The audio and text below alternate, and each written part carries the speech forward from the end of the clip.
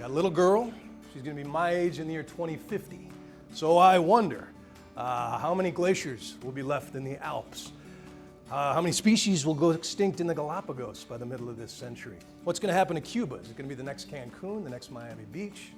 Or how many elephants and lions and rhinoceros will still be roaming the Okavango Delta in Botswana? And every time I come back from one of these trips, someone says, USA is this hollowed out shell of itself. I like to ask, yeah, where else have you been?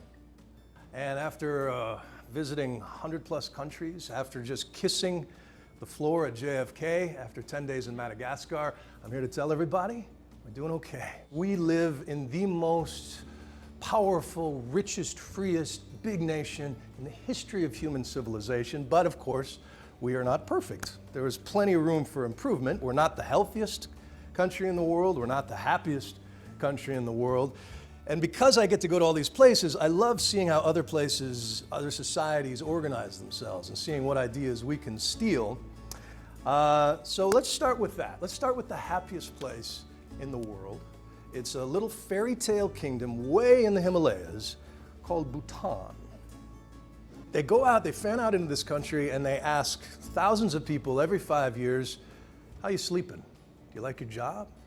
What do you do with your garbage? Do you have to burn it or does someone pick it up?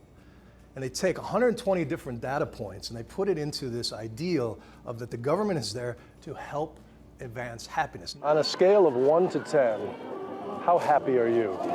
We are happier. 10. You're a 10? What about you? 100? He have done so much for the country. Every smile on the faces tells that how much we love our king. So it's an amazing sort of case study in what is happiness? What are our levels of expectation? When we get into a consumerist society and we see what we don't have, how that changes things. But the lessons you take away from them is this reverence for culture, environment, and peace of mind.